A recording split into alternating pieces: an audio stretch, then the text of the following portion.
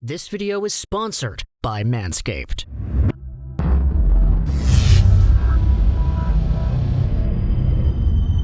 Before we get this video underway, I will say big thank you to those who commented Tesla in the previous Canadiens video. If you want a chance to be featured in the next one, then hey, stick around to the end, go ahead and leave the desired comment. But what we're doing today is going over a different train of thought with the Canadiens. I wanted to get this one out early because the Habs are indeed playing the Jets later today, and we'll see how exactly that goes down.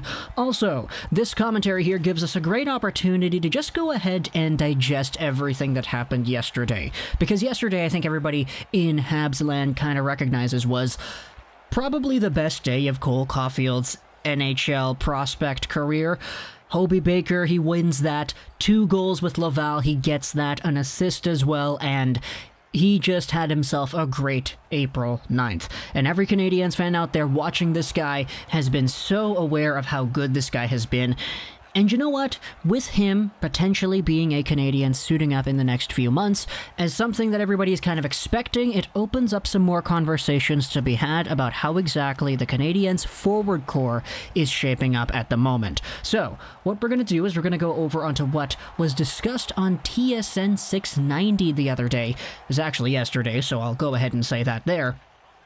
And the conversation that they were having in general. And I think it's a really interesting one to have because it puts up some really philosophical ideas as to what you value on your forward core. Here's NHL Watcher on Twitter with the tweet. The guys on the morning show on TSN 690 were talking about whether it's possible to trade Jonathan Drouin, which will free up money to re-sign Phillip Danault.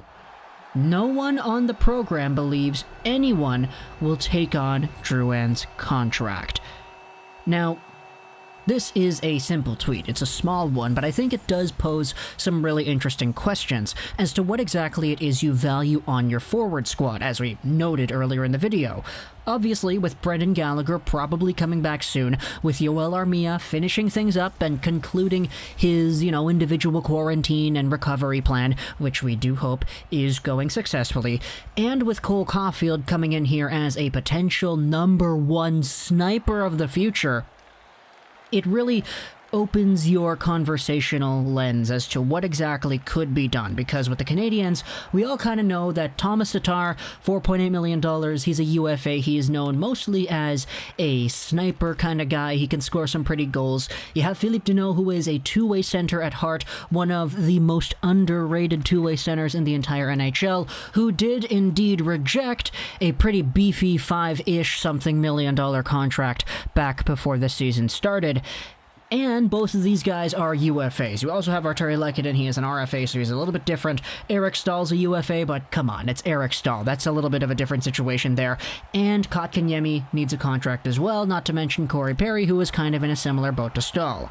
So, with the Canadiens and their projected $16 million of cap space next season, also with the negotiations needing to be done for Yoel Armia and Victor Mete too, it's easy to converse about where exactly you need to put that money next. And for Phillip Danault, he is a underrated two-way center who might only sign to a contract that is more than 5-ish something million dollars because he rejected that mark earlier on in the offseason. Brendan Gallagher is going to make 6.5, so is Phillip Danault going to be in that same ballpark? Who really knows? The conversation gets interesting, though, when you discuss who should be moved or who could be moved in order to enable a proper re-signing of this guy. Jonathan Drouin is the name that comes to mind, and because he has a $5.5 million cap hit until 2023, that's certainly a lot of money that you're freeing up if you trade away this player. However, it's the idea of whether or not a team would actually want to go out there and acquire Jonathan Drouin that's the big thing. This year, Drouin has 21 points in 37 games played. If you do the math on that, 21 divided by 37 multiplied by 82, that's an average pace of about 47-ish points. Now, that's a similar range as to where he would produce before. He had 53 points in 2018-19, 15 points in 27 games last season, but he had 7 points in 10 games in the playoffs, which is actually really good. But the big thing about Drouin is this year, the guy only has 2 goals. He's really evolved into a passing playmaker kind of guy that has his good moments once in a while, don't get me wrong. It's just if you're going out there expecting 20 goals like he had in 2017 with the Lightning, then you're probably not going to get that out of the version of Jonathan Drouin that does exist today. He is just not finding ways to put the puck in the back of the net anymore. So, is this the kind of guy that you go out there and you say, well, if we need to free up money to re-sign Phillip Danault, who is a very valuable center, is Drouin the guy we trade? And furthermore, is there even a discussion to be had on whether or not other teams would say no to this? I personally believe it's kind of, unrealistic to say that, oh, no team would ever want to trade for him ever. He's absolutely untradeable in this market because, come on, if Marc Bergevin says to any team out there, hey, would you take Jonathan Drouin for a 7th-round pick? They'd say yeah, because that's a valuable asset. I mean, 21 points in 37 games is still pretty good, and we still know how good Jonathan Drouin is when he wants to be. It's just, Marc Bergevin is only very selectively making his trades, which is kind of contradictory to say because he's so liberal when he goes out there and he makes trades, but he is very, very dedicated to making sure that he comes away with a win every time he makes a trade. And when you trade away an asset like Drouin, that does have some value, I would imagine, on the market, it would be difficult to win a Drouin trade, in my opinion, unless you're going out there and actually trading for a prospect that can immediately impact your team in the same ways that Drouin can, or a guy who has been down in the dumps lately but who can bounce back in Montreal, and that in itself is a big gamble. So, under the circumstances of Marc Bergevin and what exactly it is he does whenever he makes trades, I wouldn't be surprised if Jonathan Drouin is one of the more difficult assets to trade, especially when looking for a return that Bergevin would deem acceptable. But the other question comes up as to whether or not you even need to do this. Do you even need to trade away Drouin, who is already locked up at 5.5, just to re-sign a Phillip Danault who might cost even more than that? Phillip Danault, in his position, is in a spot where, you gotta be honest, man, Jake Evans, when he's playing and he's doing well, he can be really good. Nick Suzuki has been slumping this season, and we know how good that guy can be. Kotkaniemi needs a contract too, and we're expecting the best out of him in the next few years. Ryan Poehling in the AHL has bounced back, and this guy has come back with a vengeance, looking for a spot on the Canadiens roster in the next few years. If you re-sign Phillip Danault, you're not going to re-sign him for 1 or 2 years. It's going to be for at least 4 or 5. When you're in a situation like Phillip Danault is, late 20s, pretty good NHL player, you have yourselves a chance at getting another contract, this could be the last contract you ever get in the NHL, so you're going to want to make it big. Just like what Brendan Gallagher did, it's the same situation as Phillip Danault.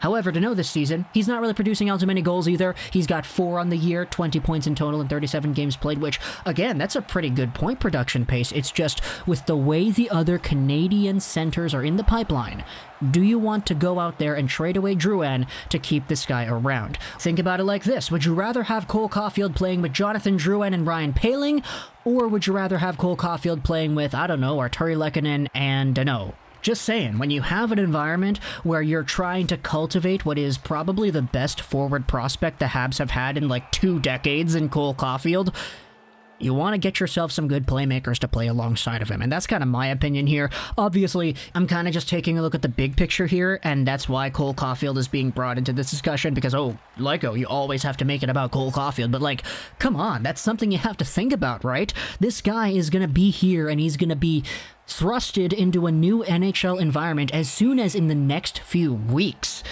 And you're going to be in a position where he's going to need some players to play with. Would you rather have him playing with some guys who can't get him the puck, or with Jonathan Drouin, whose playmaking ability is off the charts when he really wants it to be? And that's the key point, when he really wants it to be.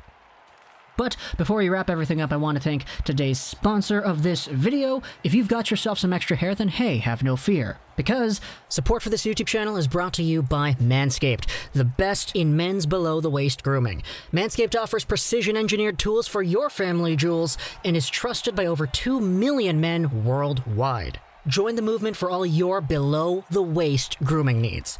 Now, we've collaborated on this because there's some big news in town. Manscaped has just officially launched in Canada. If you're located in the Great White North, you may be one of the first Canadians to experience these life-changing products. You ever have those times? Sometimes it's just a little too much down there, and you need to clean things up. Manscaped is the answer for you with their 3rd-generation redesigned electric trimmer, the Lawnmower 3.0. Cutting-edge ceramic blades, a 90-minute battery, LED lights, and it's waterproof. along with a 7,000 RPM motor and a charging stand. The Manscaped team has created the greatest below-the-belt hair trimmer. So go ahead, trim that junk of yours. Get 20% off and free shipping with the code LEGOROCKS99 at manscaped.com. Again, that's 20% off and free shipping with code LEGOROCKS99. Do yourself a favor and check out Manscaped. So, with everything concluded, I want you to talk to me in the comments. What do you think about this idea here? Should you trade a Jonathan Drouin to free up cap space to sign Phillip Danault? Is Danault worth it, in your opinion, to go out and justify a Drouin trade? And furthermore, are the TSN 690 guys correct in that there's not even a market for a Jonathan Drouin? I personally think there would be. It's a lot more difficult trading a Drouin than it would be trading, I don't know, a Nate Thompson or any of the other players that have made their way out of Montreal over the past few seasons. I'm looking forward to seeing your comments. We had some very good discussion in yesterday's Cole Caulfield video, because of course we did. Everybody kind of had the same emotions towards that. If you want a chance to be featured in the next Canadiens video, then comment down in the comments Key and Peel to let me know that you made it to the end. The reason for Key and Peel is because I'm thinking of Jonathan Drouin. I think about the Halifax moose heads. Moose heads makes me think of moose, which makes me think about other wildlife animals, which makes me think of deer, and sometimes you can run over deer like they did in Get Out, and Get Out is a movie that is directed by Jordan Peele, who was a part of Key and Peel, so talk to me in the comments, Key and Peel, if you want a chance to be featured in the next Canadiens video. Hope you enjoyed this video. And bye.